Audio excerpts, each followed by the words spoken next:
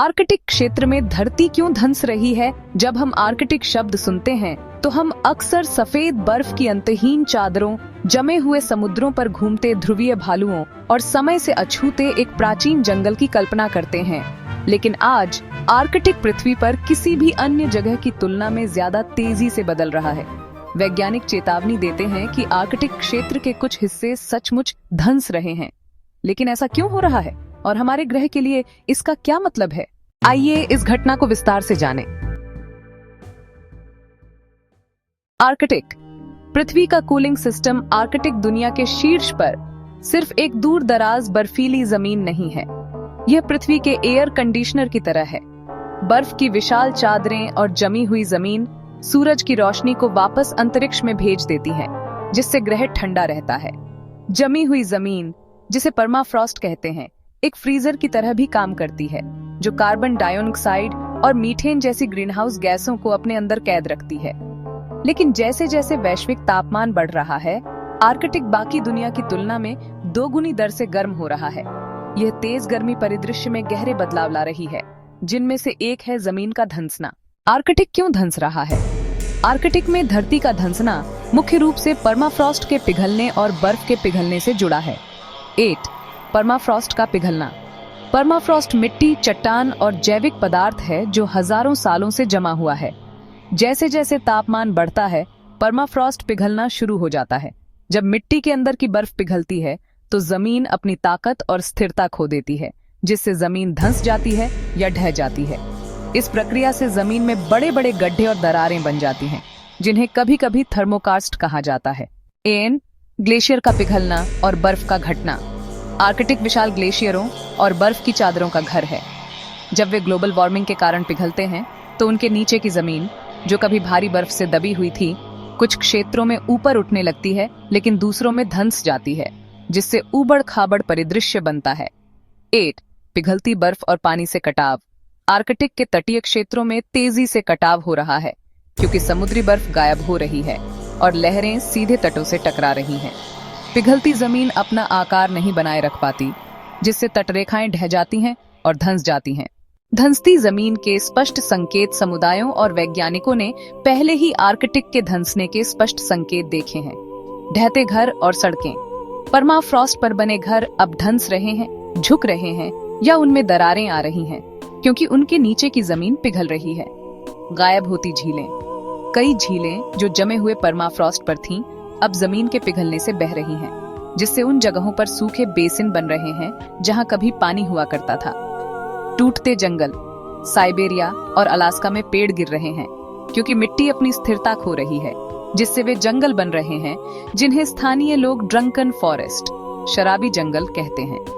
वैश्विक प्रभाव। धंसता हुआ आर्कटिक सिर्फ एक स्थानीय समस्या नहीं है, इसके वैश्विक परिणाम हैं। ग्रीन हाउस गैसों का निकलना। पिघलता हुआ परमाफ्रॉस्ट फंसी हुई कार्बन डाइऑक्साइड और मीथेन को वायुमंडल में छोड़ता है। मीथेन विशेष रूप से गर्मी को रोकने में कार्बन डाइऑक्साइड से 25 गुना ज्यादा शक्तिशाली है। यह एक खतरनाक फीडबैक लूप बनाता है। गर्मी से बर्फ पिघलती है, पिघलने से गैसें निकलती हैं और गैसों से और ज्यादा गर्मी होती है।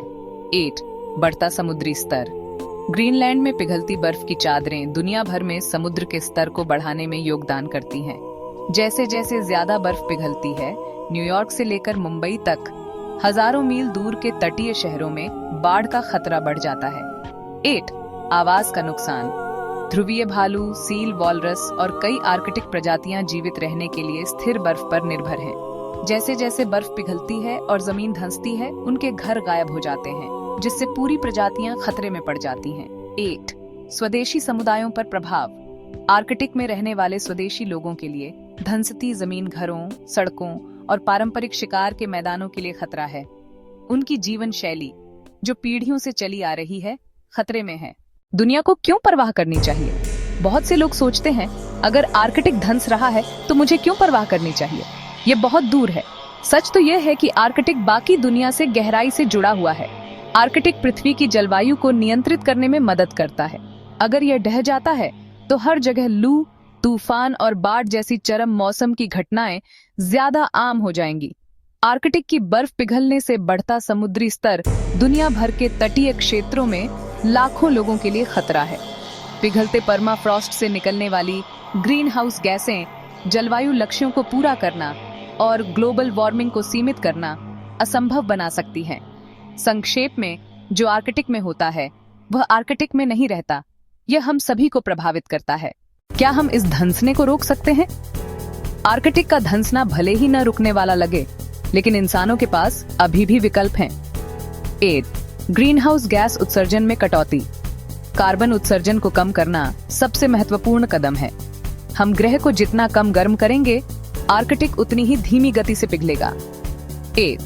आर्कटिक पारिस्थितिकी तंत्र की रक्षा। आर्कटिक में जंगलों, आर्द्र भूमियों और वन्य जीवों की रक्षा करके हम कार्बन को सोखने और संतुलन बनाए रखने की प्रकृति की क्षमता को मजबूत कर सकते हैं। 8. स्थानीय समुदायों का समर्थन। स्वदेशी और आर्कटिक समुदायों को धंसती जमीन के अनुकूल ढलने, बुनियादी ढांचे का पुनर्निर्माण करने और अपनी सांस्कृतिक विरासत की रक्षा के लिए संसाधनों और तकनीक की जरूरत है। 1. वैश्विक सहयोग। आर्कटिक पूरी दुनिया का है। बदलावों की निगरानी करने, अनुसंधान को फंड करने और इस नाजुक क्षेत्र की सुरक्षा के लिए अंतरराष्ट्रीय सहयोग आवश्यक है। निष्कर्ष, एक धंसती हुई चेतावनी आर्कटिक में पृथ्वी धंस रही है, न केवल शारीरिक रूप से बल्कि प्रतीकात्मक रूप से भी। ये एक चेतावनी संकेत है कि हमारा ग्रह तनाव में है। पिघलती बर्फ, ढहता परमाफ्रॉस्ट और धंसती जमीन हमें याद दिलाती है कि जलवायु परिवर्तन कोई दूर की समस्या नहीं है, यह यहीं और अभी हो रहा है। आर्कटिक एक आईने की तरह है जो मानवता द्वारा किए गए विकल्पों को दर्शाता है।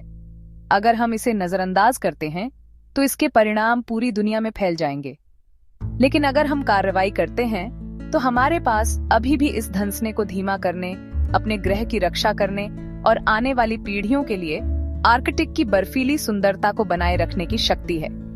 इस प्रकार की वीडियो देखने के लिए आप हमारे चैनल को सब्सक्राइब करें। धन्यवाद।